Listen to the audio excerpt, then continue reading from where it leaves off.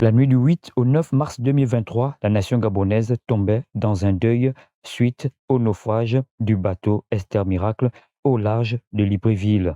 Une situation qui a conduit à l'arrestation de plusieurs personnes, arrestation qui, à ce jour, suscite des réactions dans l'opinion à l'approche du procès qui aura lieu ce vendredi 30 janvier 2026 au palais de justice de Libreville. Nous avons rencontré ce jeudi 29 janvier 2026 le directeur général de la réforme des institutions avec qui nous sommes entretenus dans le cadre d'une interview. Nous vous invitons à le suivre. Alors, je vous remercie pour l'occasion que vous me donnez de m'exprimer ce matin sur ce sujet, qui est un sujet important et d'actualité. D'abord, renouveler à l'endroit des familles qui ont perdu chacune un être cher, les condoléances qui sont les miennes. Le procès Esther Miracle, pour moi, est le bienvenu. Il est le bienvenu. C'était un procès très attendu. Et il faut vous signaler que les mises en cause qui ont été incarcérées à la suite de cet accident ont dépassé largement la durée prescrite pour leur détention préventive. Donc, à partir du moment où le procès est finalement ouvert, ce serait pour moi un sentiment de satisfaction parce que nous y attendions avec beaucoup de patience. DG, pensez-vous que les procédures ont-elles été respectées? Non, là, à ce niveau-là, je parle vraiment à chaud. Les procédures en matière de ce dossier n'ont malheureusement pas été respectées autant au niveau du tribunal qu'au niveau de la recherche des responsabilités. Ce qu'il faut signaler, c'est que, je l'ai dit tout à l'heure, la détention préventive est prescrite, il y a une durée. Au cours de cette durée, il faut nécessairement que les mises en cause soient traduites pour être jugées. Or, malheureusement, cette durée a été largement dépassée, ce qui a déploré, certainement pour nécessité d'enquête. D'autre part, au plan technique, là encore, il y a eu des irrégularités énormes. En réalité, lorsqu'il y a un naufrage, le droit maritime prescrit qu'une enquête nautique soit ouverte. L'enquête nautique permet d'établir les responsabilités. Et au nombre de ces responsabilités, on peut avoir des causes humaines, ça veut dire que ce sont les hommes qui sont à l'origine. On peut avoir des causes techniques, ça veut dire qu'il y a eu certainement une panne mécanique.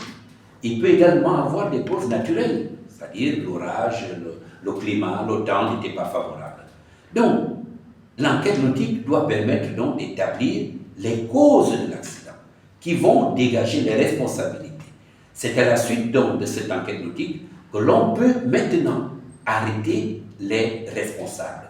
Or, cette enquête nautique avait été lancée par l'autorité maritime, qui est directeur général de la marine marchande, mais malheureusement, 2 jours après le début de l'enquête, les intéressés ont été incarcérés et l'enquête a été stoppée. Alors, sur la base de quoi? C'est la question que je me suis posée il y a 1 an quand j'ai fait une communication à ce sujet. Sur la base de quels éléments les intéressés ont été mis en détention préventive? 2 ans durant, des pères de famille, alors que l'enquête nautique n'a pas eu lieu. Donc, à partir de cet instant, on ne peut pas dire que les choses ont été faites dans les règles de l'art. On a empiété les procédures et il était important que les autorités de l'époque expliquent les raisons qui les ont amenés à arrêter des personnes dont les causes, les responsabilités n'étaient pas encore établies. Donc voilà un peu les situations qui font qu'aujourd'hui, moi je suis tout impatient d'assister à ce procès pour savoir exactement qu'est-ce que ça cache derrière. À quelques heures de ce procès, qu'attendez-vous de lui? Simplement la vérité. Demandez à ce que la vérité éclate. Que ceux qui sont mis en cause disent la vérité sur ce qui s'est passé. Alors vous savez, ce bateau qui a naufragé a fait 48 voyages entre Libreville et Port-Gentil. Ça veut dire que le bateau était en bon état. 48 voyages entre Port-Gentil et Libreville, c'est que le bateau était en bon état.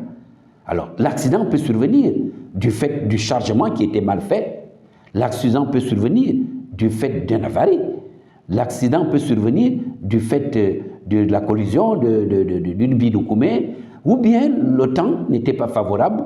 Plein d'explications qui peuvent, n'est-ce pas, permettre d'élucider la situation de cet accident.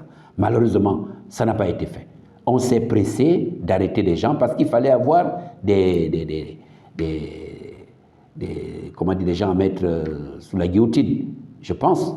Qu'est-ce qui se cache derrière este miracle? Ce que je cherche simplement, moi, c'est que la vérité éclate et que les responsables soient sanctionnés conformément à la loi, non pas en dehors. Qu'on ne fasse pas la chasse aux sorcières, qu'on ne fasse pas des règlements de compte et que la justice gabonaise, qui est une justice indépendante, sache se prononcer et en prendre de la hauteur, qu'elle ne soit pas soumise à des pressions venant de qui que ce soit. Et c'est d'ailleurs le souhait du président pour faire en sorte que la justice gabonaise soit véritablement une justice indépendante.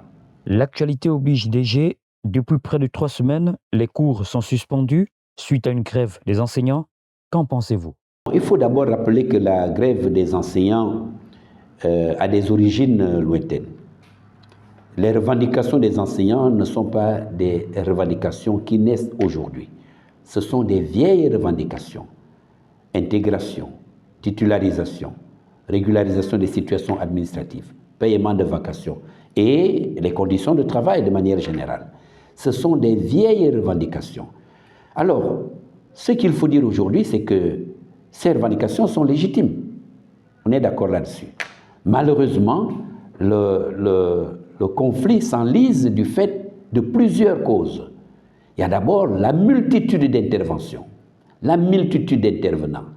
Le dialogue social est une science qui est organisée. On ne dialogue pas parce qu'on veut, et ne dialogue pas qui veut. On ne dialogue pas n'importe où. Il y a des lieux, il y a des temps, il y a des moments, il y a des individus qui sont appelés à dialoguer. Mais la situation de l'enseignement, aujourd'hui, l'éducation nationale, s'enlise du fait de la multitude d'intervenants. La multitude, c'est d'abord la première cause. La deuxième, qui est la principale, c'est l'absence de confiance. Le manque de confiance entre d'un côté les enseignants et de l'autre côté l'autorité administrative et politique. Donc il faudrait qu'il y ait entre les deux parties des médiateurs en qui ils placent leur confiance. On ne peut pas désigner des personnes que l'une ou l'autre des parties ne veut pas entendre. Ça cause un problème. Et c'est un blocage important. Je l'avais dit dans l'une de mes écrits qu'il faut désigner un médiateur en qui les enseignants placent leur confiance. Et de leur côté, les enseignants devraient mettre un peu d'eau dans le vin en sachant que l'acte qu'ils posent peut avoir des répercussions au plan politique, au plan social, éventuellement sur nos enfants.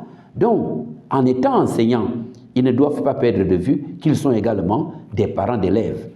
Donc, chacun, de son côté, devrait faire des efforts pour que des solutions probantes soient trouvées. Je suis confiant parce que, à la dernière Assemblée générale, comme je l'ai suivi, ils ont indiqué qu'actuellement, le seul blocage, c'est la libération de leurs collègues qui avaient été incarcérés. Cette libération est déjà effective. Le président a tout fait pour que les intéressés soient libres. Donc, à partir de cet instant, j'estime que les enseignants n'ont plus de raison de poursuivre la grève.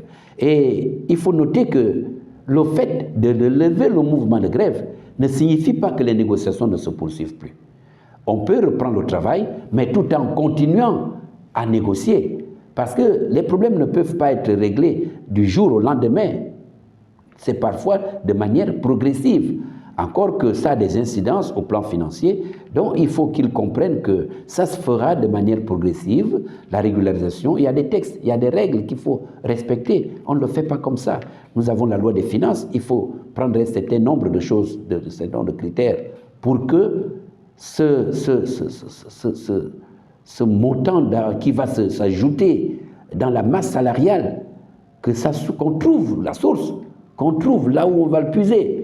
C'est toute une gymnastique qui va se faire. Donc, ça ne peut pas se faire comme ça de but en blanc, mais de manière progressive. Mais je pense que normalement, si tout se passe bien, lundi prochain, les enfants devraient aller au cours. Voilà. Merci de nous avoir suivis. À très bientôt dans le cadre de notre interview.